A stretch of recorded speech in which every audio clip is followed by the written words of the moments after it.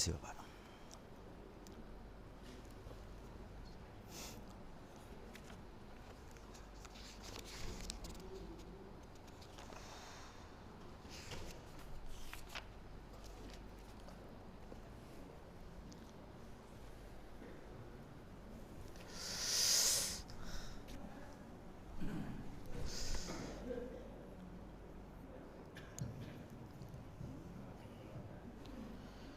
Bismillahirrahmanirrahim.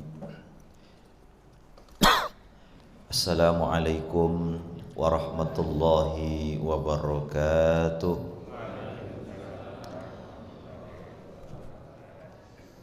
Alhamdulillah bini'matihi tatimmus salihat wa bifadlihi tatanazzalul barakat wa bitaufiqihi tatahaqqaqul maqasid wal ghayat. Asyhadu an la ilaha illallah wahdahu la syarika lah wa asyhadu anna Muhammadan abduhu wa rasuluh. Allahumma salli wa sallim wa barik wa karrim ala sayyidina Muhammadin. Allahumma salli ala sayyidina wa habibina Muhammad wa alihi al-athhar wa ashabihi al-akhyar wa ala alihi wa ashabihi ajma'in. Mari kita pada pagi hari ini kita niatkan duduk untuk bermuwajahah, untuk tafakkur dan bermuhasabah. Kita niatkan semua untuk mencari ridho Allah Subhanahu wa taala. Mudah-mudahan pagi hari ini adalah pagi yang diberkahi oleh Allah untuk kita semua. Allah bukakan pintu keberkahannya, Allah berikan kelapangan hidup kita. Dan yang paling penting adalah Allah hidupkan kita dalam iman, Allah wafatkan kita husnul khatimah. Al-hadhihi niyah likulli niyatin salihah. Al-Fatihah. A'udzu billahi minasy syaithanir rajim. Bismillahirrahmanirrahim. Alhamdulillahi rabbil alamin. Ar-Rahmanir Rahim. Maliki yaumiddin. Iyyaka na'budu wa iyyaka nasta'in.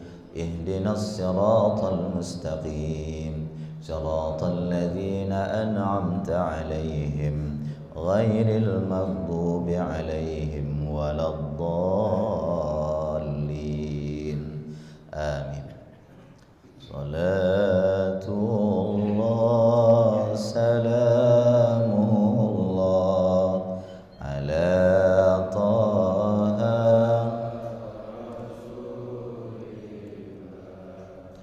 Salatullah salam ala Yasin tawassalna bibismillah wa bil hadi wa kulli mujahidin lillah bi ahlil badr ilahi sallimil ummah minal afat wa min hammin wa min ummah bi alil bad Allah bi ahlil badri ya Allah. Bapak Ibu sekalian yang saya hormati,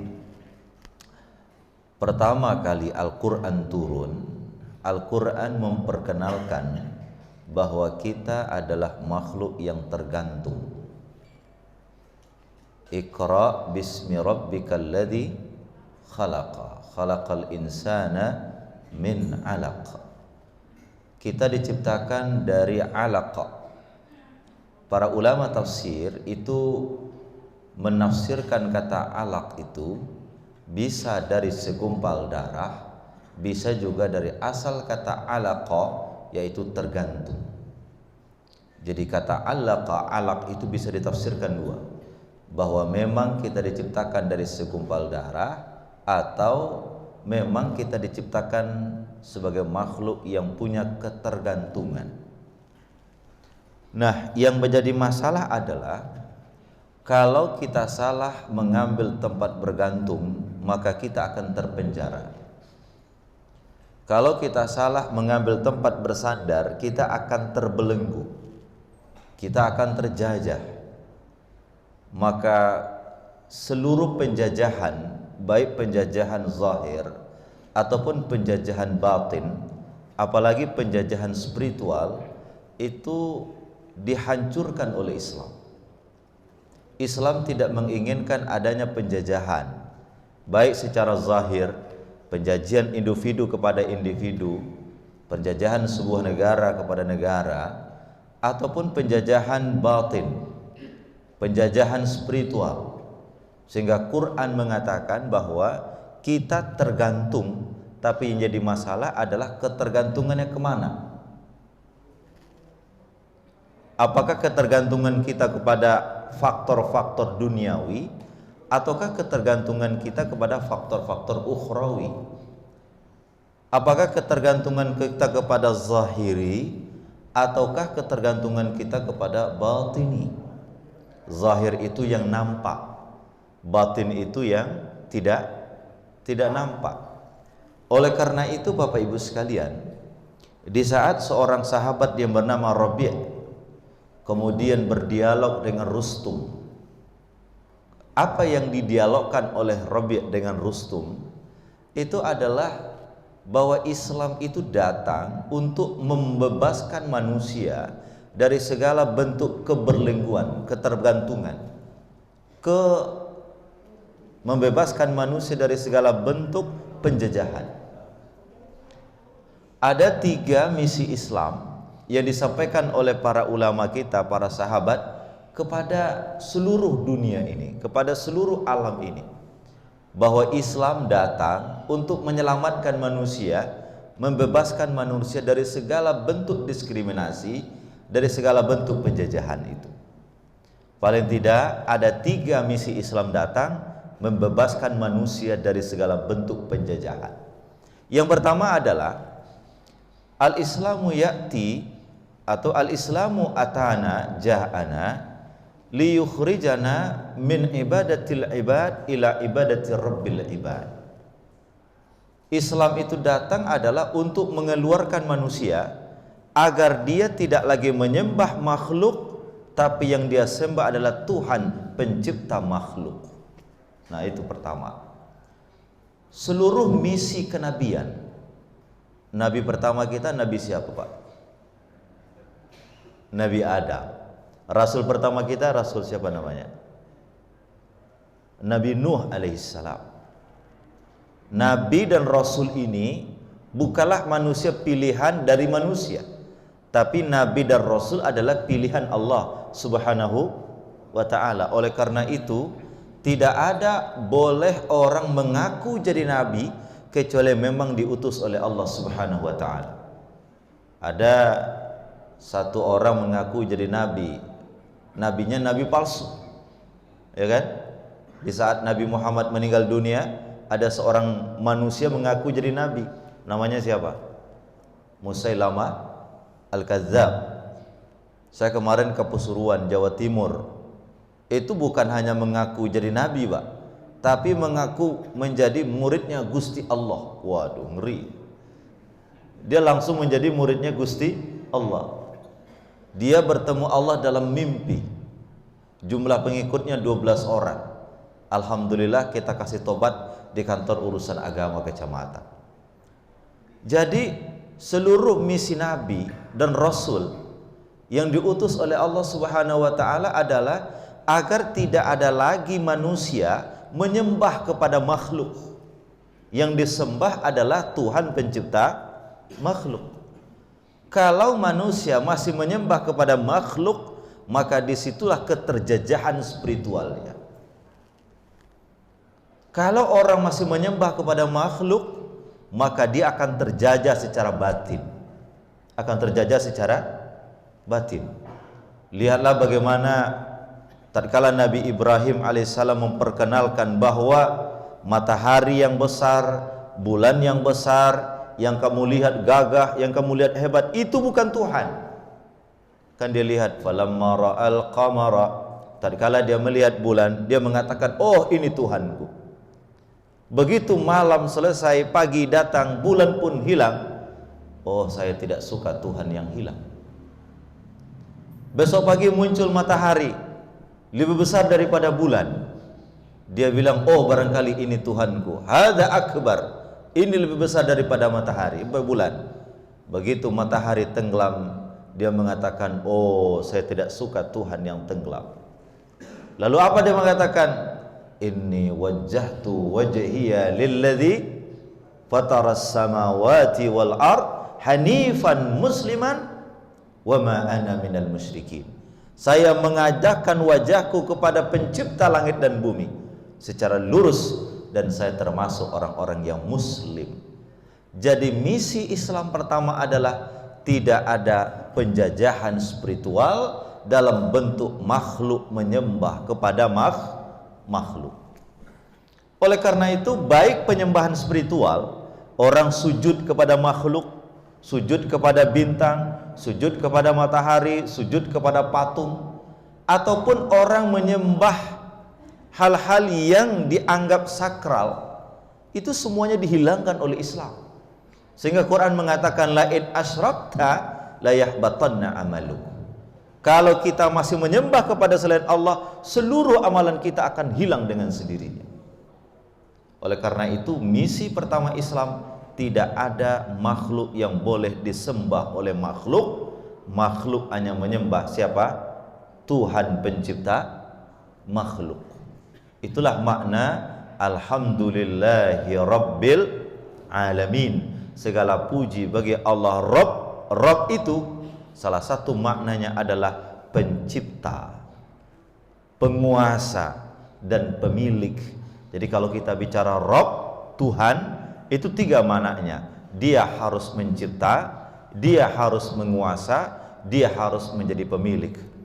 Maka oleh karena itu Bapak Ibu sekalian, untuk menguji apakah ini Tuhan benar atau Tuhan salah, menggunakan analisa tiga ini. Kalau ada Tuhan tidak mencipta, dia bukan Tuhan. Kalau ada Tuhan tidak memiliki, dia bukan Tuhan. Kalau ada Tuhan tidak mengatur, dia bukanlah Tuhan. Karena Tuhan itu harus mencipta, yang kedua harus mengatur, yang ketiga harus memiliki. Oleh karena itu, Isa itu Tuhan atau tidak, Pak?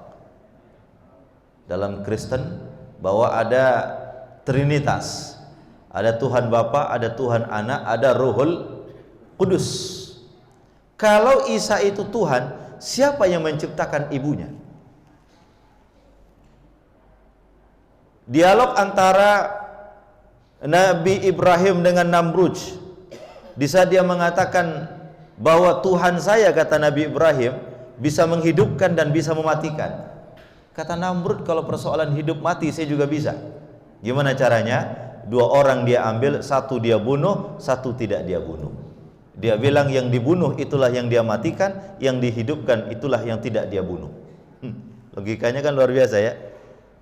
Lalu Nabi Ibrahim mengatakan, Tuhan saya itu menerbitkan matahari dari sebelah timur, menenggelamkan dari sebelah barat. Bisakah engkau menerbitkan matahari sekarang, terbitnya di barat, tenggelamnya di timur? Bisa nggak, Pak? Fabuhitalladzi kafar, dia tidak mampu.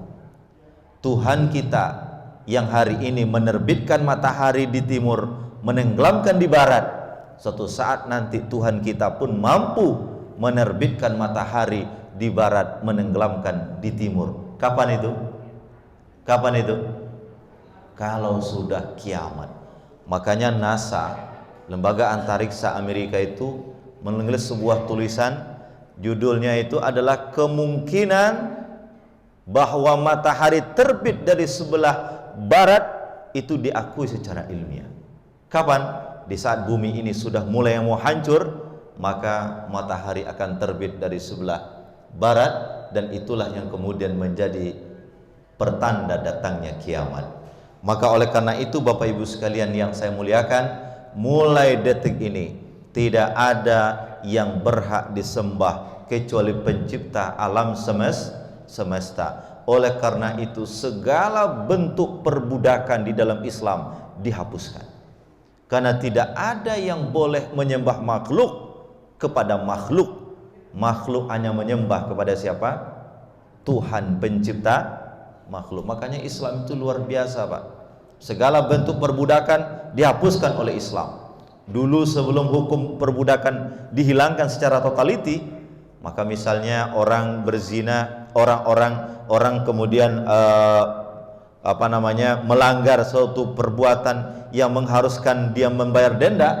Salah satunya kan ada opsi membebaskan budak. Apa tujuannya? Agar tidak ada lagi perbudakan, penjajahan di muka bumi ini atas nama makhluk menyembah kepada makhluk. Oleh karena itu begitu Nabi Muhammad sallallahu alaihi wasallam datang, Nabi mengatakan, "Qul la ilaha illallah tuflihu." Saksikanlah tidak ada Tuhan yang berhak disembah selain Allah, kita akan sukses. Saya sering tanya mahasiswa, apa arti la ilaha illallah? Selalu mengatakan, menjawab, tidak ada Tuhan selain Allah. Benar enggak itu, Pak? Betul. La ilaha illallah, terjemahannya tidak ada Tuhan selain Allah. Benar begitu? Benar tidak ada Tuhan selain Allah? Halo? Benar tidak ada Tuhan selain Allah? Benar. Kata siapa? Kata Quran. Al-Quran mengatakan tidak ada Tuhan selain Allah. Benar. Orang Yahudi punya Tuhan. Orang Nasrani punya Tuhan. Aliran kebatinan punya Tuhan. Maka waktu saya dulu di Kairo, ya, ditanya, "Ma mana la ilaha illallah?" Saya jawab, "La ma'bud illallah." Tidak ada Tuhan selain Allah. Dicoret, Pak. Salah. Anda menafikan, Anda menegasikan, Anda menolak pluralitas, bahwa memang ada orang menyembah kepada Latta, ada orang menyembah kepada Yesus, ada orang menyembah kepada macam-macam. Kalau Anda mengatakan tidak ada Tuhan selain Allah, kata dia, maka Anda telah mengatakan betapa banyak Tuhan-Tuhan yang mereka sembah telah ditiadakan. Maka la ilaha illallah yang tepat adalah tidak ada Tuhan yang berhak untuk disembah selain Allah. Yang mereka sembah selain Allah memang mereka pertuhankan, tapi tidak pantas untuk disembah. Yang pantas disembah siapa? Allah. Begitu di zaman paganisme, di zaman penyembahan berhala, ada Lata, ada Uzza, ada Manna, ada 360 patung berhala di Ka'bah. Begitu Nabi Ibrahim alaihissalam di masanya kemudian menghancurkan berhala-berhala yang ada di tempat peribadahan mereka, yang disisakan cuma satu.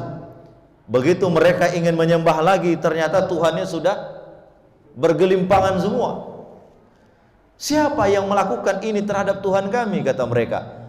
Man fa'ala hadza bi alihatina. Siapa yang melakukan terhadap Tuhan-Tuhan kami ini? Lalu ada satu mengatakan, inna sami'na fatai. Kami mendengar ada seorang anak muda yang selama ini berdakwah, namanya Ibrahim. Namanya siapa?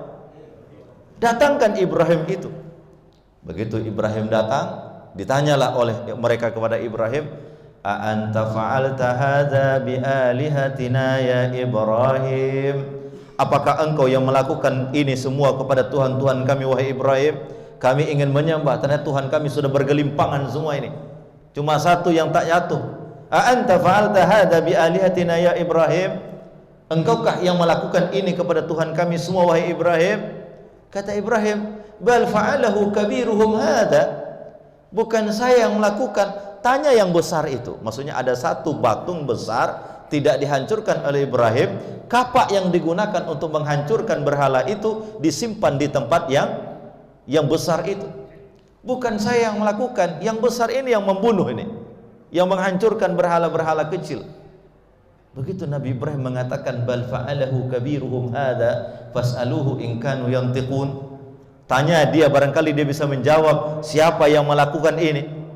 Kalau sekarang ada otopsi, Pak. Kalau ada pembunuhan ada otopsi.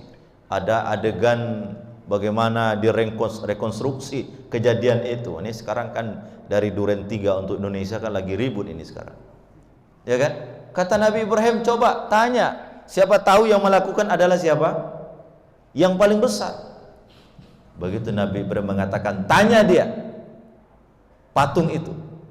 Mereka kemudian menunduk setunduk-tunduknya karena mereka yakin patung itu tidak bisa menjawab. Nabi Ibrahim mengatakan, kalaulah patung itu tidak bisa menjawab dan menyelesaikan persoalanmu, kenapa kau sembah yang tidak bisa menjawab itu? Afala ta'qilun, kemana otak lo? Kalau bahasa Arab Betawinya, yang tidak bisa berbicara, yang tidak bisa memberikan manfaat, tidak bisa memberikan mudarat, itu yang kamu sembah hari-hari. Afala ta'qilun, kemana otakmu? Jadi misi seluruh Nabi dan Rasul adalah mengangkat umatnya agar tidak lagi ada yang disembah kecuali siapa? Rabbul Alamin. Itulah misi Islam pertama datang, untuk mengantarkan manusia, mengangkat derajat manusia dari penyembahan kepada makhluk kepada penyembahan Tuhan pencipta makhluk. Bapak Ibu, kalau kita berharap kepada manusia banyak kecewanya enggak, Pak? Banyak kecewanya. Kalau kita berharap kepada Allah pernah kecewa enggak? Enggak pernah kecewa. Kenapa? Karena memang Islam ingin menyatakan, Allah ingin menyatakan kepada kita bahwa tidak ada yang pantas untuk disembah kecuali siapa? Allah Subhanahu wa ta'ala. Itu pertama, bahwa Islam datang untuk membebaskan manusia dari penyembahan kepada makhluk kepada penyembahan kepada Tuhan pencipta makhluk. Satu. Yang kedua, Islam datang, kata Rabi' bin Amir, adalah liyukhrijan nas min dhiqid dunya ila sa'atil akhirah. Islam itu datang untuk mengeluarkan manusia dari cara pandang yang sempit terhadap dunia menuju ke lapangan akhirat. Bapak Ibu sekalian, kita tinggal di mana sekarang? Di alam yang disebut dengan dunia. Kita sekarang berada di alam dunia. Bapak Ibu sekalian, kalau kita buka Al-Quran, dunia itu diumpamakan oleh Allah seperti air. Dunia itu diumpamakan oleh Allah seperti air. Bagaimana sifatnya air itu?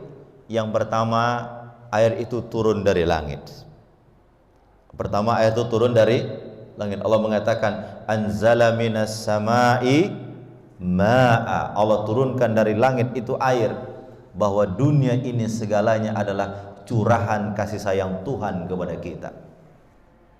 Lihatlah laut, lihatlah batu bara, lihatlah tambang, lihatlah bumi, lihatlah gunung, lihatlah segalanya. Itu adalah curahan yang di langit untuk siapa? Untuk kita. Jadi kepemilikan mutlak itu hanya ada pada siapa? Pada Allah. Dunia turun dari langit untuk kita. Walladzi khalaqalakum ma fil ardi jami'a, sehingga pemilik utamanya adalah Allah. Makanya kita, seluruh kita memegang konsep inna lillahi wa inna ilaihi raji'un. Kita datang dari Allah dan kita akan kembali kepada siapa? Kepada Allah. Jadi dunia Allah umpamakan dengan air karena dia datang dari langit turun ke bumi. Artinya adalah semua apa yang ada yang kita miliki hari ini itu adalah anugerah Allah Subhanahu wa ta'ala. Anugerah itu bisa berupa nikmat, anugerah itu bisa berupa karomah, anugerah itu bisa berupa maunah, anugerah itu bisa berupa istidraj. Berapa, Pak? Yang pertama berupa nikmat, yang kedua berupa karomah, yang ketiga berupa maunah, yang keempat berupa istidraj. Saya ingin jelaskan. Ada nikmat yang Allah curahkan ke kita berupa rahmat. Apa itu? Kalau nikmat itu mengantarkan kita kepada Allah, nikmat itu adalah rahmat. Bapak punya harta digunakan di jalan Allah, itu harta adalah rahmat. Bapak punya jabatan digunakan di jalan Allah, jabatan itu adalah rahmat. Yang kedua ada berupa karomah. Karomah itu apa? Keutamaan-keutamaan dari Allah Subhanahu wa taala. Dulu para ulama kita nggak heran Pak, mereka punya keutamaan-keutamaan yang luar biasa. Ya, ada mereka yang mampu ya niup langsung sembuh orang, ya kan? Karomah dari Allah Subhanahu wa taala. Ada juga maunah, bantuan Allah Subhanahu wa taala. Dan yang paling kita takuti adalah kalau yang turun dari langit itu berupa cucuran nikmat kepada kita, tapi bentuknya adalah istidraj. Apa namanya? Istidraj. Apa itu istidraj? Ada yang tahu? Istidraj itu adalah curahan nikmat yang Allah berikan kepada kita. Semakin banyak nikmat itu, semakin jauh kita dari Allah sang pemberi nikmat. Itu namanya istidraj. Apa namanya? Istidraj.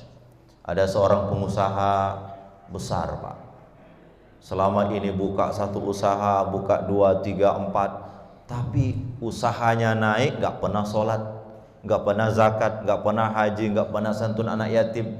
Tapi semakin dia tidak sholat, semakin dia tidak haji, semakin dia tidak mengenal anak yatim, usahanya semakin berkembang. Usaha berkembang, istri naik jabatan, anak hebat, semata wayang. Luar biasa, lengkap seluruh nikmat itu. Tapi ingat, ternyata yang Allah berikan kepada dia bukan nikmat, tapi apa? Istidraj. Istidraj itu adalah nikmat yang Allah ulur kepada kita, yang pada satu ketika Allah ambil dari arah-arah yang tidak pernah kita duga sebelumnya. Allah buktikan Bapak Ibu sekalian, ini cerita nyata. Allah buktikan bahwa tatkala usaha lagi naik, istri lagi karirnya tinggi, anak lagi hebat-hebatnya, di situ Allah nampakkan kekuasaannya. Apa? Anak semata wayangnya perempuan, anak semata wayangnya perempuan di saat bisnis lagi menggurita di mana-mana, anak semata wayang ini hebatnya luar biasa, pada akhirnya mendapatkan beasiswa ke Jerman. Luar biasa kan Pak ya? Usaha naik, istri luar biasa, bisnis di mana-mana, anak semata wayang karena hebatnya besok akan berangkat ke Jerman mendapatkan beasiswa. Nikmat luar biasa. Tapi dia tidak tahu ada pintu yang sedang Allah siapkan untuk menghancurkan dia. Besok anak gadis ini berangkat ke Jerman. Malam ini dia ingat dengan teman lamanya. Ingat dengan teman lamanya karena akan berangkat ke Jerman. Dia pikir jangan sampai saya lama di Jerman tidak ketemu lagi dengan teman saya. Minta izinlah sama bapaknya, Pak, saya izin ingin bertemu dengan teman saya sebentar saja. Oh ya silakan, diantarlah sama sopir Pak. Sopir ini itu telah menemani anak gadis ini selama 12 tahun, tidak macam-macam. Tapi malam itu berubah pikiran sang sopir ini. Begitu anak ini diantar ke rumah temannya, di tengah jalan sang sopir berubah pemikiran. Anak itu kemudian diperkosa oleh sopir yang sudah 12 tahun menemani dia. Setelah diperkosa, anak itu dibunuh dan dibuang ke jurang. Malam ditunggu anak pulang, gak pulang-pulang. Besok gak dipulang-pulang, sang sopir melarikan diri. Dengan kehebatan bapak duitnya, disuruhlah bagaimana caranya anak itu dicari. Ketemulah anak sudah dalam keadaan tidak bernyawa. Gagal anak ini berangkat ke Jerman. Satu pintu Allah buka. Gagal berangkat ke Jerman, anak gadis semata wayang, bapaknya stres. Bapaknya apa? Begitu bapak stres, bisnis tidak terurus. Lama kelamaan bisnis kemudian hancur. Tidak cukup 4 bulan Pak, bisnis hancur, istri pun ikut stres.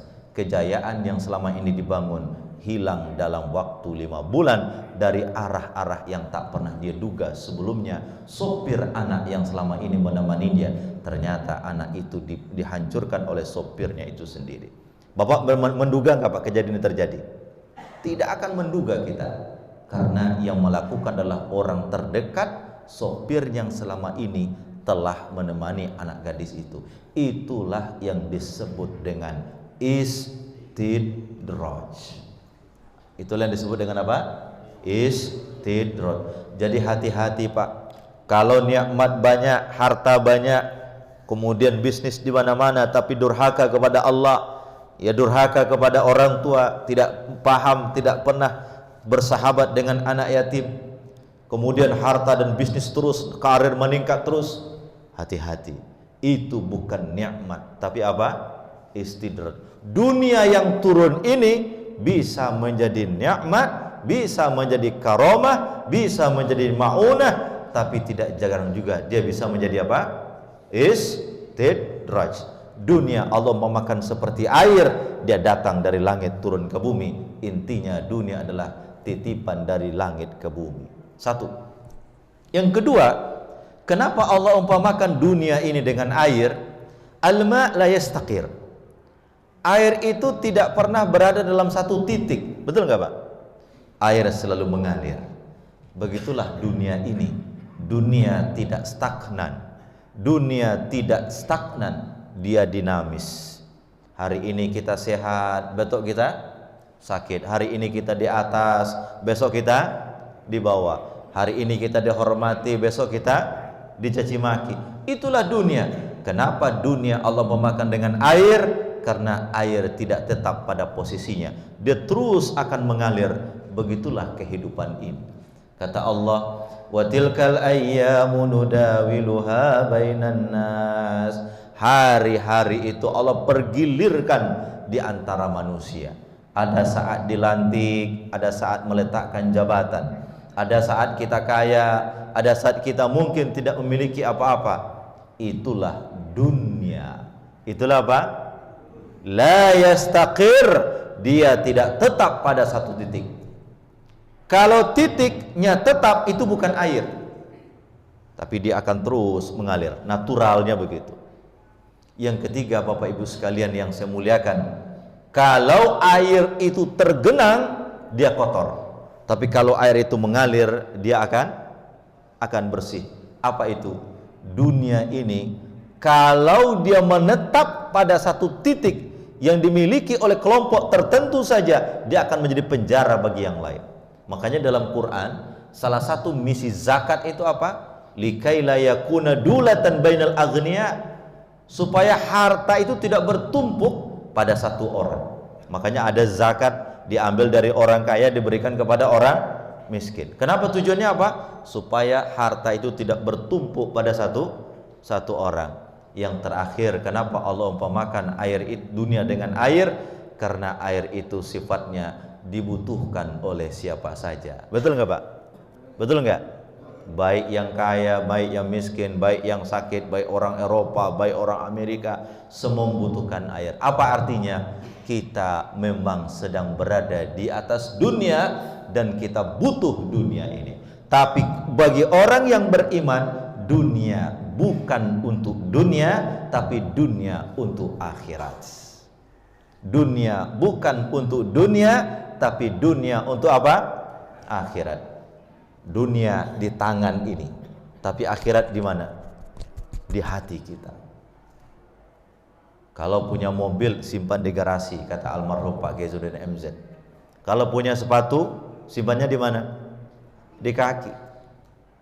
Jangan mobil simpan di hati. Kalau mobil simpan di hati, mobil bagus sombong hati, mobil jelek sakit hati. Kalau itu mobil simpannya di mana? Di hati. Jabatan itu simpan di sini, pangkat itu simpan di sini, jangan simpan di hati. Kalau ini simpan di sini, bintang 1 bangganya luar biasa, bintang 2 makin sombong, bintang 3 makin sambung, jangan. Bintang 4 makin Fir'aun. Kalau ininya simpan di mana? Di hati. Maka dunia ini kita butuhkan. Kenapa kita butuhkan dunia? Karena kita sekarang berada di sini. Tapi bagi orang yang beriman, dunia bukan untuk dunia, tapi dunia untuk mana? Untuk akhirat. Oleh karena itu sering saya sampaikan, dunia itu Pak disebut dengan mata. Disebut dengan apa? Mata. Apa itu mata? Mata itu adalah yang dinikmati oleh manusia dan dia akan habis dengan perjalanan waktu. Itu mata. Tetapi bisakah mata itu sampai ke akhirat? Bisa nggak Pak? Bisa nggak mata sampai ke akhirat? Mata itu sampai di dunia saja nih Pak. Mobil kita itu sampai di dunia saja. Jabatan kita hanya sampai di dunia saja. Bisakah mata berubah jadi nikmat? Bisa nggak Pak? Bagaimana caranya? Titipkan Allah di dalamnya, mata berubah menjadi akhirat. Ya, jabatan itu mata, tapi kalau ada Allah di dalamnya berubah menjadi akhirat. Maka dunia untuk akhirat, bukan dunia untuk dunia. Itulah aliran materialistik itu begitu. Aliran materialistik itu adalah menggapai dunia dengan dunia dan untuk dunia, putarnya sampai di situ. Tapi bagi orang yang beriman, menggapai dunia untuk apa? Akhirat. Itu yang kedua, bahwa Islam datang untuk membebaskan kita dari sempitnya dunia kepada kelapangan akhirat. Bapak Ibu sekalian, kalau kita hanya terpaku di hidup yang sebentar ini, banyak sakit hatinya kita. Kenapa? Betapa banyak orang yang baik tidak mendapatkan tempat di muka bumi ini. Betul nggak Pak? Maka oleh karena itu jangan pernah membanding-bandingkan hidup kita dengan orang lain.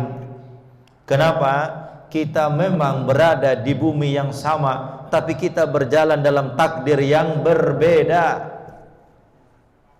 Kita memang tinggal di bumi yang sama, tapi kita berjalan dalam takdir yang berbeda. Inna sa'yakum la syatta.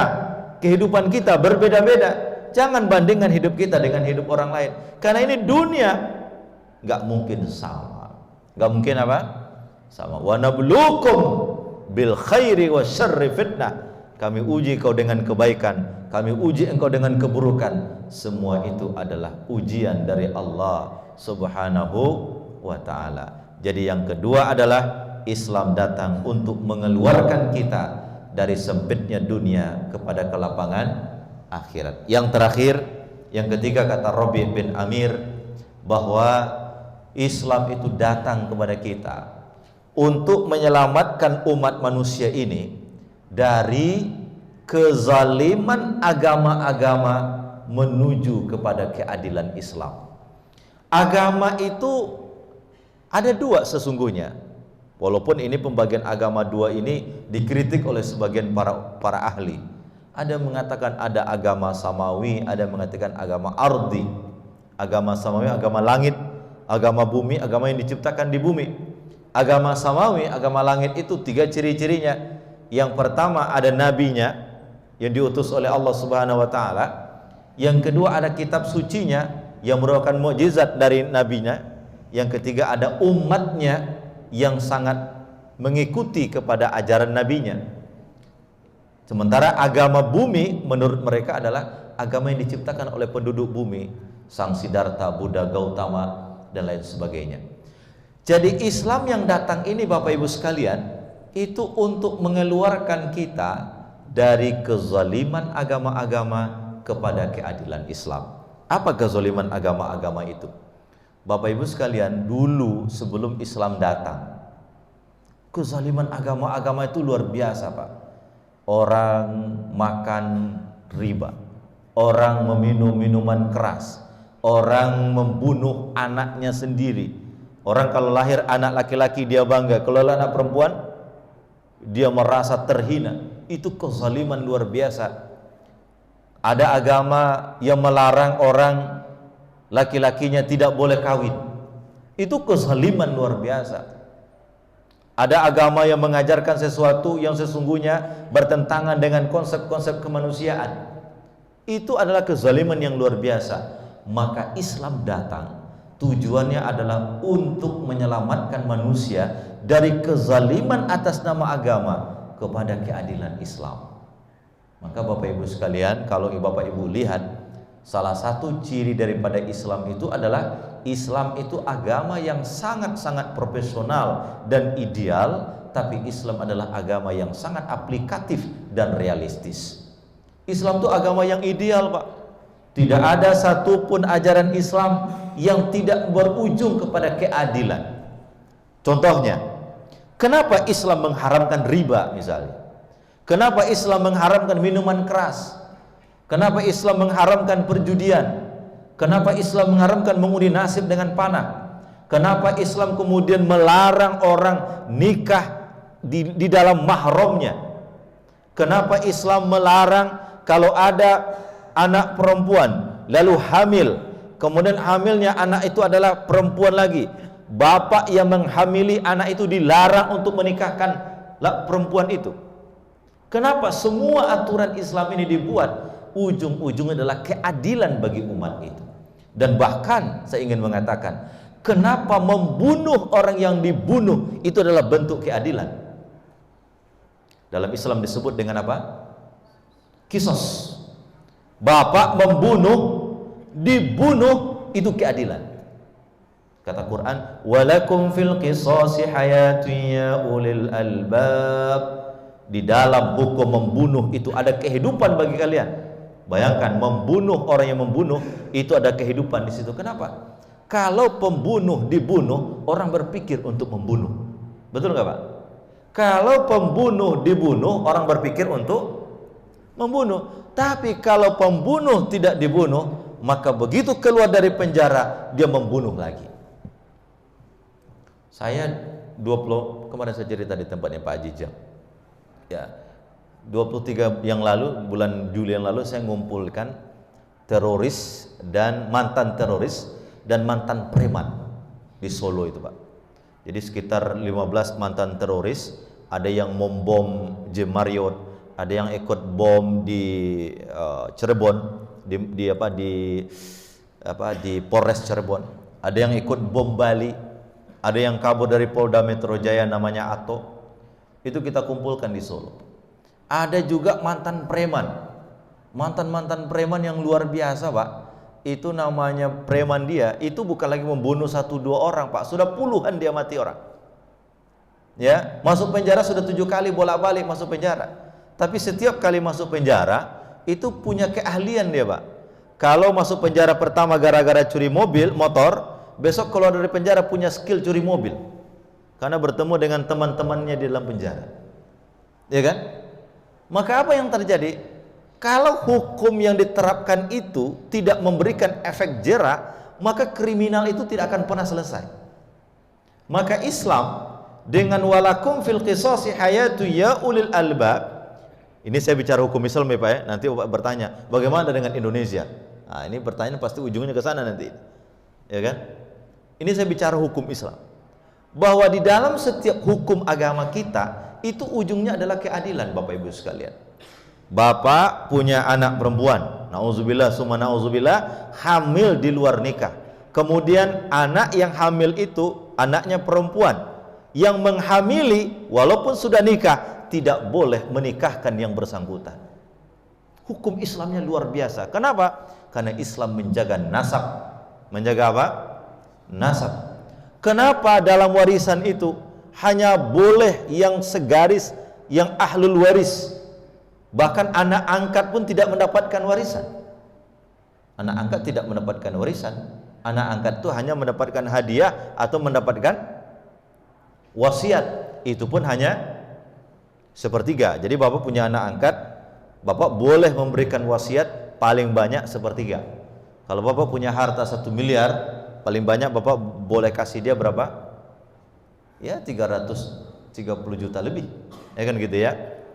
Jadi seluruh aturan agama ini dibikin oleh Allah untuk memberikan keadilan kepada setiap makhluk.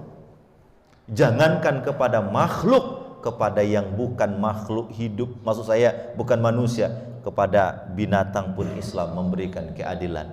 Sehingga kata Nabi SAW, kalau kita potong hewan kurban atau potong hewan, tajamkan pisaunya. Apa tujuannya Pak? Apa tujuannya? supaya hewan itu tidak tersiksa. Kalau bapak ingin kencing, jangan di tempat yang berlubang. Kenapa? Karena di situ ada kehidupan di situ, ya kan? Bapak kencing di tempat berlubang, jangan sampai ada semut yang lagi kampanye, ya, balihonya hancur semua gara-gara ada air bah yang datang di situ. Dilarang kita kencing di tempat yang berlubang, karena ada makhluk yang harus kita jaga di situ. Jadi seluruh aturan Islam adalah mengarah kepada keadilan. Jadi kalau ada orang bilang hukum Islam itu, segala aturan Islam tidak relevan dengan zaman ini, sesungguhnya dia telah menuduh Allah itu tidak paham dengan zaman. Nggak usahlah pakai jilbab, itu kan dulu budaya Arab, ya. Kita tidak perlu pakai waris hukum Islam. Itu waris itu kan dulu hanya mencocokkan dengan budaya Arab. Kita tidak perlu lagi kemudian menggunakan melaksanakan zakat, cukup pajak saja, ya. Kita ini boleh untuk melakukan money laundering, kita boleh untuk melakukan bina haram dan segala macam. Ingat bahwa Islam datang untuk mengajukan dan menciptakan keadilan di tengah-tengah kita. Oleh karena itu, innallaha ya'muru bil adli wal ihsan. Itu dibaca oleh khatib setiap Jumat. Sesungguhnya Allah itu menyuruh kita untuk berlaku adil. Bapak Ibu sekalian, seluruh aturan Islam itu keadilan. Ibu-ibu sering protes, kenapa Pak yang dibolehkan poligami hanya laki-laki, kok perempuan tidak boleh poliandri? Ini kan hukum Islam tidak adil. Jangan sampai pulang ceramah ini nanti bapak langsung bilang, Ustaz tadi bilang apa? Bolehkan poligami? Bukan itu maksud saya. Saya hanya ingin menyampaikan bahwa seluruh hukum Islam itu adil. Kenapa yang dibolehkan poligami hanya laki-laki, perempuan tidak boleh poliandri? Jangan kemudian nanti perempuan menggugat hukum Allah. Wah, kalau begitu kita boleh mengajukan judicial review terhadap Al-Quran. Bahwa Quran itu ternyata tidak adil, kok hanya membolehkan poligami, tidak membolehkan poliandri. Enggak. Segala aturan-aturan dalam Islam itu adalah untuk keadilan. Maka oleh karena itu Bapak Ibu sekalian, kita bangga menjadi seorang muslim. Ana muslim, saya muslim. Kita bangga menjadi seorang muslim. Kenapa? Insya Allah yang menurunkan agama ini adalah Allah, yang menerima agama ini adalah Nabi Muhammad. Dia sebarkan agama ini melalui jalan-jalan damai. Dan semua aturan Islam, mulai dari Al-Fatihah sampai An-Nas, semuanya mengacu kepada kemaslahatan. Mengacu kepada apa?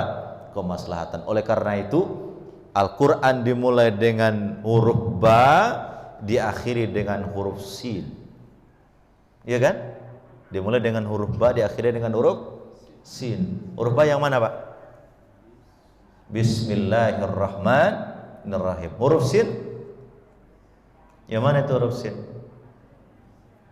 Minal jinnati wan nas. Dimulai dengan huruf Ba, diakhiri dengan huruf Sin. Kalau disambung jadi apa? Disambung jadi Bas, ya kan? Ya kan? Orang Arab kalau sudah bilang Bas, itu artinya lengkap, cukup, tidak boleh ditawar lagi. Orang Indonesia kalau pergi umroh kan nawarnya luar biasa itu. Kata orang Arab, ini berapa? 5 rial, 5 rial. Bisa enggak 3 rial? Oh boleh. Bisa enggak 2 rial? Oh boleh. 1 rial? Bas kata dia. Kalau dia sudah bilang bas, bapak jangan tawar lagi. Ya kan? Apalagi ibu-ibu kalau pulang dari Masjidil Haram setiap subuh itu kan nentengnya lebih banyak daripada sejadahnya ya. Perginya cuma bawa sejadah, pulangnya udah bawa tentengan. Nah, itu jamaah haji Indonesia begitu. Jadi jangan heran kalau pedagang-pedagang di Mekah itu sudah paham bahasa Indonesia. Jangankan bahasa Indonesia Pak, bahasa Sunda dia paham juga. Teteh ayah kemana ada dia kan? Itu orang Arab Pak, bisa bahasa Sunda dia. Kenapa? Karena yang belanja banyak itu orang-orang kita di sana. Jarang. Orang-orang kita ini betul-betul givingnya bagus Pak. Kemarin itu ada riset tentang negara yang paling suka memberi. Ternyata dari hasil riset itu Indonesia adalah negara yang paling suka memberi. Artinya masyarakatnya itu saling suka memberi Pak. Coba lihat di Indonesia ini, semua orang acara apa kumpul-kumpul makan, ya Pak ya. Kalau 7 bulanan kumpul-kumpul doa, makan. Lahiran kumpul-kumpul doa, makan. Halal bihalal kumpul-kumpul doa, makan. Ya kan? Mau pergi haji kumpul-kumpul doa, makan. Yang berangkat 1 orang yang ngantar 3 RT, itu kan. Itu luar biasa kan. Itu hanya ada di kita, Pak. Coba lihat di Indonesia, pengajian begini ada tehnya, nanti ada lagi di bawah. Mana ada di tempat lain seperti ini, kecuali di Mekah itu pada saat buka puasa hari Kamis itu memang ada. Tapi di Indonesia ini luar biasa, Pak. Kalau di Indonesia Bapak berangkat ke misalnya ke Bugis atau berangkat ke Sumatera Barat atau di mana saja deh. Kalau kita hari Lebaran ya, kemudian naik ke rumah orang, disiapkan makanan, kalau tidak makan, Pak, tersinggung dia. Betul nggak, Pak? Betul kan? Karena orang Indonesia itu sangat giving, bagus dia. Itu hasil riset, Pak. Negara yang paling pemurah itu adalah Indonesia. Jadi jangan bilang Indonesia itu miskin, enggak, Pak. Hanya saja kita suka memberi, itu aja. Ya kan? Luar biasa Indonesia itu. Maka Islam itu luar biasa, mengajarkan itu semua. Maka bahagialah kita sebagai seorang Muslim. Jadi 3 hal yang ingin saya sampaikan pagi hari ini, bahwa Islam datang untuk mengeluarkan manusia dari apa? Menyembah kepada makhluk, kepada penyembahan Tuhan pencipta makhluk. Yang kedua, Islam datang untuk menyelamatkan manusia dari sempitnya dunia kepada kelapangan akhirat. Kalau toh kita belum beruntung di dunia ini, jangan merasa sedih. Masih ada kampung nun jauh di sana nanti. Mudah-mudahan Rabbana atina fid dunya hasanah wa fil akhirati hasanah wa qina adzabannar. Kalau di dunia belum beruntung, kalau dunia kita dizalimi, kalau di dunia kita difitnah, enggak usah sakit hati. Alaihissallahu biahkamil hakimin. Nanti di hari akhirat semua orang akan dihakimi oleh yang Maha Hakim. Dia siapa? Allah Subhanahu wa taala. Oleh karena itu Bapak Ibu sekalian, jangan pernah tersenyum, jangan pernah bahagia kalau kezaliman kita tidak dibalas oleh orang. Kalau kezaliman kita tidak dibalas oleh orang, kemudian orang lari dari kita, memaafkan kita, atau tidak peduli dengan kita dengan segala kezaliman kita, jangan pernah bahagia. Siapa tahu nanti di akhirat itulah yang akan mencelakakan kita. Banyak orang, Pak, dia tidak mau berurusan di dunia dengan kita. Ya sudahlah, ambil sajalah. Nanti saya tunggu di akhirat saja ya. Ada kan begitu kan? Banyak nggak? Banyak kan? Tapi kita juga jangan pendendam. Bayar, jangan apa? Pendendam. Ibu-ibu jangan pendendam. Biasanya ibu-ibu ini yang paling ingat sakit hatinya sama orang. Ya, ibu-ibu itu, Pak, memori dia itu 300 giga kalau terkait dengan sakit hatinya, Pak. Maka hati-hati bapak-bapak ya. Bapak-bapak kalau bertengkar dengan ibu, kesalahan 20 tahun yang lalu yang sudah selesai dia ingat itu. Tapi nggak ada ibu-ibu di sini, nggak ada, yang tempat lain. Ya, jadi begitu. Ya. Jadi kita ini tidak boleh merasa terkucilkan. Ya, kita harus mengakui bahwa di dunia kita hidup, mudah-mudahan di akhirat nanti kita selamat. Rabbana atina fid dunya hasanah wa fil akhirati hasanah wa qina adzabannar. Ya Allah, aku pingin hidup di dunia selamat, tapi aku ingin ya Allah di akhirat nanti aku ingin selamat mendapatkan ridhomu ya Allah. Itu yang kita inginkan nanti. Kalau kita kembali kepada Allah, Allah panggil ya ayyatuhan nafsul mutmainnah irji'i ila rabbiki radiyatan mardiyah fadkhuli fi ibadi wadkhuli jannati. Wahai jiwa yang tenang, wahai jiwa-jiwa yang selama hidup di dunia dia zikir, yang selama hidup di dunia hatinya baik, yang selama hidup di dunia dia tidak ego, selama hidup di dunia dia menolong, selama hidup di dunia dia memberi, selama hidup di dunia dia paham dengan orang, dia mengerti dengan orang, dia tidak hidup dengan dirinya sendiri. Irji'i ila rabbiki radiyatan mardiyah. Kembalilah kepada Allah. Allah suka, engkau juga suka. Wadkhuli fi ibadi wadkhuli jannati. Mudah-mudahan kita nanti masuk surga Allah bersama-sama insyaallah. Pak Imam di depan, saya di belakang. Nah, dorong Bapak ya masuk surga. Ya, karena masuk surga itu bersama-sama, Pak. Wasiqal ladzina taqaw rabbahum ilal jannati zumara, ya kan? Bahwa nanti kita akan digiring masuk surganya Allah zumara, berkelompok-kelompok. Oleh karena itu hiduplah berjamaah. Hiduplah apa? Berjamaah. Bergabunglah dengan orang-orang soleh, bertemanlah dengan orang-orang baik. Supaya apa? Nanti di akhirat, kalau kita tidak dilihat di dunia, di akhirat di sorga, dia mencari, mana temanku dulu bersamaku di pengajian, kok nggak ada dia di sorga? Ya Rabb, temanku satu pengajian kok nggak ada di sorga? Mana dia ya Allah? Allah bilang, coba cari temanmu itu. Dicari, ternyata dilihat temannya lagi berkecimpung di nerakanya Allah Subhanahu wa taala. Dia bilang sama Allah, ya Rabb, temanku masuk neraka. Ya Allah, maafkan dia ya Allah, dulu sama-sama pengajian sama saya ya Allah.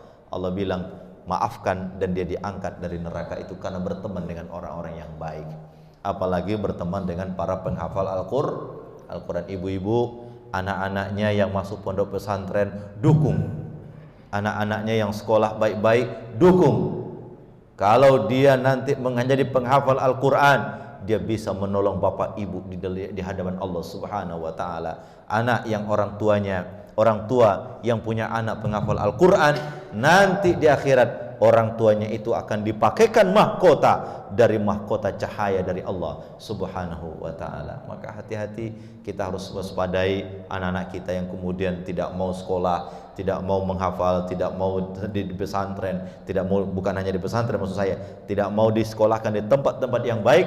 Maka kita harus berusaha, mudah-mudahan dia di dunia selamat, di akhirat nanti masuk surganya Allah Subhanahu wa ta'ala. Barangkali itu pesan-pesan saya pada pagi hari ini untuk saya dan kepada kita semua insyaallah. Jam 6 Isyraq, dan silakan kalau ada yang mau dipertanyakan. Baik, hadirin sekalian, alhamdulillahirabbil alamin. Hadiah atau materi yang sangat luar biasa yang kita terima pada pagi hari ini. Mudah-mudahan dengan kajian ini semakin membuka wawasan kita tentang keislaman kita, sehingga kita lebih ikhlas beribadah kepada Allah Subhanahu wa taala. Baik, hadirin sekalian, dari materi-materi yang disampaikan tadi mungkin ada yang masih ingin ditanyakan. Silakan, ada yang bertanya, Bapak Ibu, silakan. Ya, silakan Bang Yazid.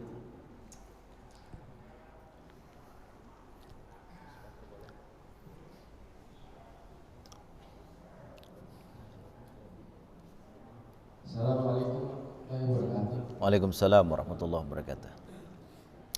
Saya ingin bertanya, tadi kan Ustaz bilang misi Islam itu untuk meyakinkan akidah atau meyakinkan dan mengikat dengan kalimat La ilaha illallah. Ya. Seiring berkembangnya zaman, itu pasti udah banyak umat manusia yang mengerti atau mengikuti ajaran dengan meyakini kalimat La ilaha illallah itu. Tapi ketika 4 kitab ini diturunkan, Taurat, Injil, Zabur, dan Quran, itu malah menimbulkan banyak perbedaan dan menimbulkan 4 golongan. Ada yang percaya kitab Zabur, percaya kitab Taurat, Injil, dan Quran. Dan dia pasti umat itu mengikuti ajaran Nabi dan kitabnya yang masing-masing yang dibawa itu. Dan apakah Allah dengan utusan Nabi dan Rasulnya membuat kesalahan untuk meyakini umat manusia dengan kalimat La ilaha illallah? Jadi itu saja. Assalamualaikum warahmatullahi wabarakatuh. Pertanyaan ini serius, maka duduk saya rubah. Ini pertanyaannya serius banget ini, Masya Allah. Bapak Ibu sekalian, sekarang ini ada 6 miliar penduduk bumi. Diisi ada benua Amerika, ada benua Afrika, ada benua Asia, ada benua Eropa, ada benua Australia. Dari 6 itu yang paling banyak tinggal manusia adalah di benua Asia. Yang paling sedikit adalah di benua Australia, sekitar 30 juta. 3,9 miliar manusia tinggal di benua Asia. Kemudian sekitar 855 juta tinggal di benua Amerika dan Eropa, sehingga jumlah mereka adalah sekitar 6 miliar. Dari 6 miliar penduduk bumi, sekitar 23% di antara mereka adalah muslim. Artinya 1,7 miliar adalah penduduknya muslim. Baik, pertanyaannya. Lalu ini pertanyaan menggelitik betul. Apakah kitab-kitab sebelumnya, Zabur, Taurat, Injil, Al-Quran, itu tidak mengajarkan la ilaha illallah? Ya kan? Bapak Ibu sekalian, salah satu rukun iman ya yang wajib kita imani, dan kalau tidak kita imani, kita kafir, keluar dari Islam, adalah percaya kepada kitab-kitab Allah. Kitab yang Allah turunkan, ada Zabur kepada Nabi Daud, ada Taurat kepada Nabi Musa, ada Injil kepada Nabi Isa, dan ada Al-Quran kepada Nabi Muhammad, dan ada suhuf, baik itu suhuf kepada Nabi Ibrahim alaihissalam. Inna hadza lafi suhufil ula, suhufi Ibrahim wa Musa. Seluruh kitab ini yang diturunkan oleh Allah Subhanahu wa taala dan seluruh nabi itu mengajarkan la ilaha illallah. Pak Ustadz, loh, Injil kok berbeda? Injil tidak mengatakan la ilaha illallah. Injil yang Allah turunkan kepada Nabi Musa, Taurat yang Allah turunkan kepada Nabi Isa, Zabur yang Allah turunkan kepada Nabi Daud, dan Al-Quran yang diturunkan kepada Nabi Muhammad SAW mengajarkan kalimat yang sama, la ilaha illallah. Makanya di akhirat nanti dalam surat Al-Maidah, halaman terakhir dari Al-Quran, surat Al-Maidah itu ada dialog antara Allah dengan Nabi Isa alaihissalam.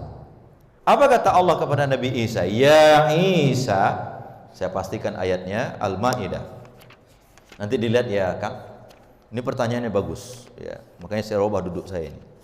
Bertahan sedikit ya Pak ya. Ya, kata Allah Subhanahu wa taala di dalam surah Al-Maidah ayat 116, halaman terakhir Al-Maidah. Kata Allah Subhanahu wa taala, wa idh qala Allah ya Isa ibn Maryam a anta qulta lin-nasi ittakhizuni wa ummi ilahaini min dunillah qala subhanaka ma yakunu li an aqula ma laysa li bihaq in kuntu qultuhu faqad alimta ta'lamu ma fi nafsi wa la a'lamu ma fi nafsik innaka anta 'allamul ghuyub ma qultu lahum illa ma amartani bihi an ya'budullaha rabbi wa rabbakum. Kata Allah dalam Quran, nanti Allah panggil Isa yang dianggap sebagai satu dari antara sekian banyak Tuhan mereka. Allah panggil, wahai Isa, a anta qulta lin-nasi ittakhizuni wa ummi ilahaini min dunillah. Hai Isa, pernahkah kau sampaikan kepada umatmu, jadikanlah kamu dan ibumu dua Tuhan selain saya? Allah bilang kepada Isa, apa kata Isa? Ya Rabb, ya Allah. Ya Allah, kata Isa. Qala subhanak, ya Allah, maha suci engkau ya Allah. Ma yakunu li an aqula ma laysa li bihaq. Enggak mungkin saya mengatakan sesuatu yang tidak benar ya Allah. Isa mengatakan, saya enggak pernah menyatakan saya Tuhan. Saya tidak pernah mengatakan ibu saya itu Bunda Maryam, bunda yang pantas untuk disembah. Enggak pernah saya mengatakan itu. Apa yang saya katakan kepada mereka, kata Isa? Ma qultu lahum, yang saya katakan kepada mereka adalah an ya'budullaha rabbi wa rabbakum. Sembahlah Tuhan Allah, dia Tuhanku. Dia tidak mengatakan saya Tuhan kan, tapi dia mengatakan apa? Allah Tuhanku wa rabbakum, dan Tuhan kita semua. Jadi Tuhan yang diajarkan oleh Nabi Isa adalah Tuhan yang kita sembah sekarang, yang diajarkan oleh Nabi dan Nabi Muhammad sallallahu alaihi wasallam. Makanya tatkala orang menghujat Maryam itu siapa? Maryam itu siapa Pak? Ibunya Nabi Isa alaihissalam, karena Maryam hamil tidak punya suami. Maryam hamil tidak punya suami. Gadis sekarang juga banyak ingin mencontoh Maryam Pak. Ya, kenapa kok nggak punya suami hamil? Ah, ini Maryam abad 21. Enggak bisa. Maryam abad berapa? Abad 21. Maryam wanita baik-baik, hamil, tak punya suami. Saya mendengar seorang pakar teologi di Amerika, di Denver waktu saya berkunjung ke Amerika. Pas saya sholat Jumat di sebuah masjid, khotibnya mantan pendeta. Dia cerita, dia khutbah, saya pahami bahwa wanita suci di zamannya ada dua. Di zaman Nabi Isa wanita suci itu bernama Maryam. Di zaman Nabi Muhammad wanita suci itu bernama Khadijah radhiyallahu anha. Ada dua. Di zaman Isa siapa wanita suci itu?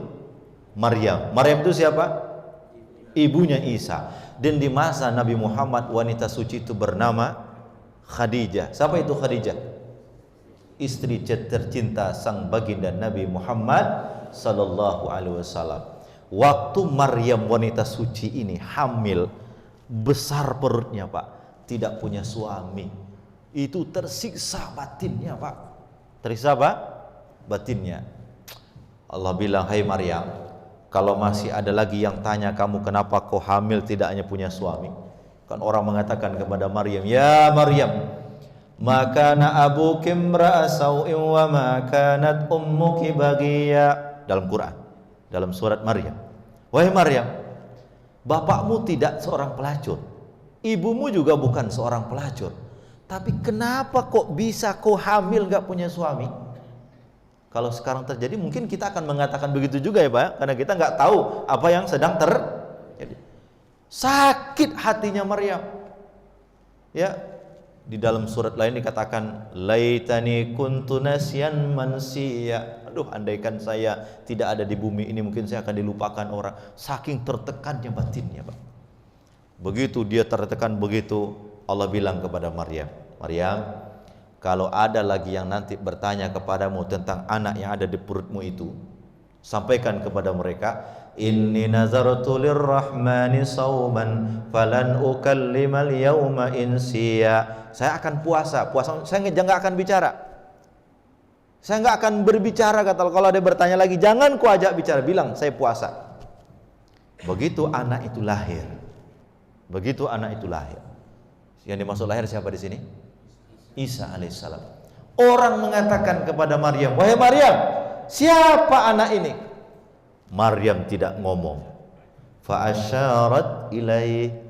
Nabi Maryam hanya menunjuk kepada anak itu. Anak yang baru lahir itu. Coba tanya dia.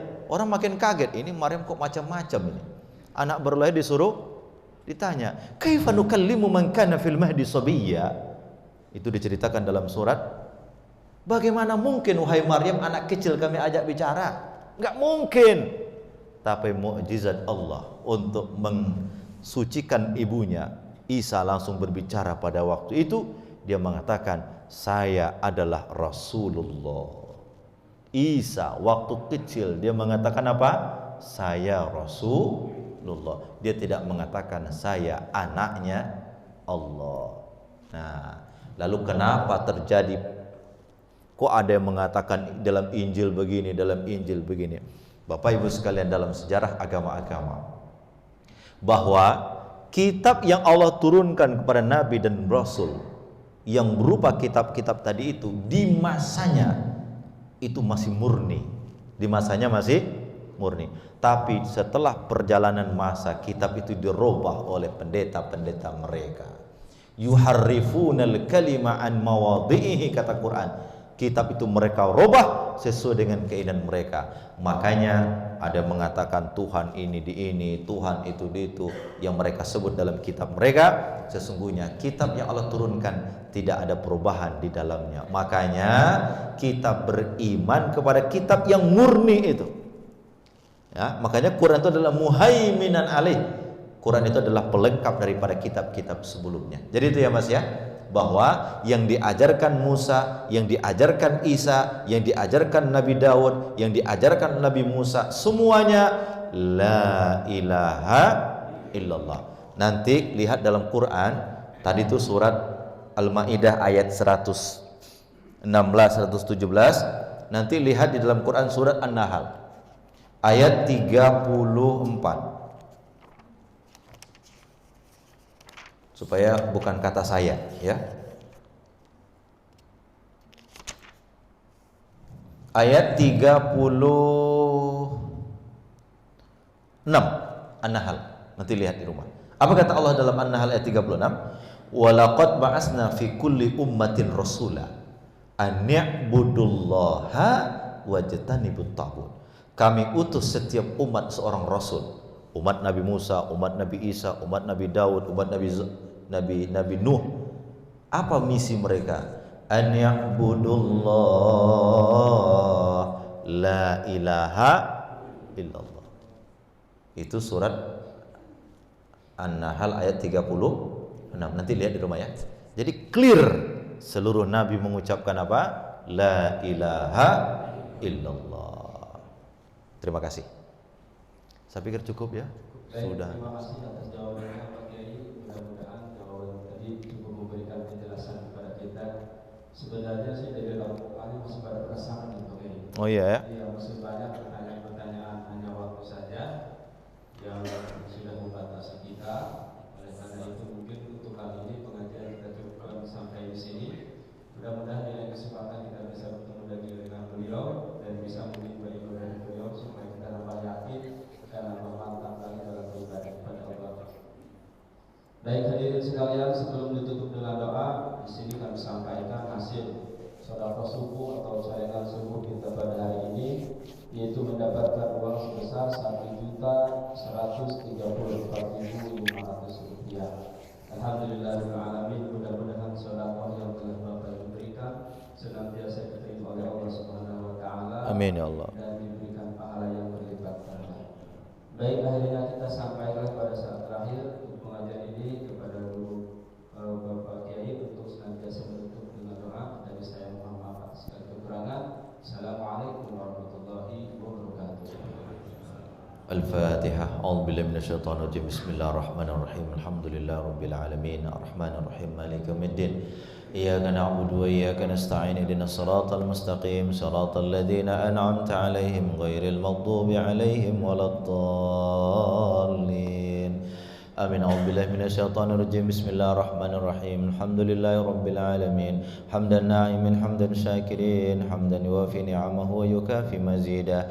Ya Rabbana lakal hamdu kama yanbaghi li jalali wajhikal karim wa 'azimi sultanik. Ya Allah, ahyina bil iman wa tawaffana bil iman wa alhiqna bis salihin. Ya Allah, hidupkan kami dalam iman, wafatkan kami dalam iman, kumpulkan kami di akhirat nanti ya Allah bersama orang-orang saleh di bawah bimbingan Nabi Muhammad sallallahu alaihi wasallam. Allahumma rabbana inna nas'aluka sihhatan fil iman. Ya Allah, berikan kami kesehatan ya Allah yang dibungkus dengan iman, imanan fi husnil khuluq, iman yang dibingkai dengan akhlak yang baik, wa tulal umur fi husnil amal. Panjangkan umur kami ya Allah, panjangkan umur kami ya Allah, perbaiki amal kami ya Allah. Nas'aluka khairat dunya wal akhirah. Kami menginginkan ya Allah, berikan kami kebaikan dunia dan keselamatan akhirat. Allahumma rabbana inna nas'aluka as-sihha wal afiyah. Ya Allah, kami mohon kesehatan ya Allah dan keafiatan, wa mu'afan daimah, dan perlindunganmu selalu ya Allah, fid dini wad dunya wal akhirah, dalam dunia dan akhirat. Allahumma rzuqna auladan salihin wa banatin salihat. Ya Allah, jadikan anak-anak kami anak-anak yang saleh dan salihat, anak-anak yang bisa mendoakan kami ya Allah. Rabbi wafirli wa liwalidayya warhamhuma kama rabbayani saghira. Di tengah malam mereka bangun dan mengatakan, ya Allah, ampuni dosa orang tua kami ya Allah, sayangi mereka ya Allah sebagaimana mereka menyayangi kami waktu kecil. Ya Allah ya Rahman, kalau ada orang tua kami yang masih hidup, panjangkan umurnya ya Allah, sehatkan badannya ya Allah, jadikan sisa umurnya pengabdian kami kepada mereka ya Rabb. Ya Allah, jika orang tua kami telah meninggal dunia ya Allah, jadikan kuburnya taman dari taman-taman surgamu ya Allah, jadikan kuburnya taman dari taman-taman surgamu ya Allah. Maafkan kesalahan mereka ya Allah, terima amal ibadah mereka ya Allah, lapangkan kuburnya ya Rabb. Rabbana atina fid dunya hasanah wa fil akhirati hasanah wa qina azabannar. Ya Allah, berikan kami kebaikan dunia ya Allah, berikan kami kebaikan akhirat ya Allah. Selamatkan kami dari neraka-Mu ya Rabbana ya Rabbana ya Allah. Subhana rabbika rabbil izzati amma yasifun, wa salamun alal mursalin, walhamdulillahi rabbil alamin. Assalamualaikum warahmatullahi wabarakatuh.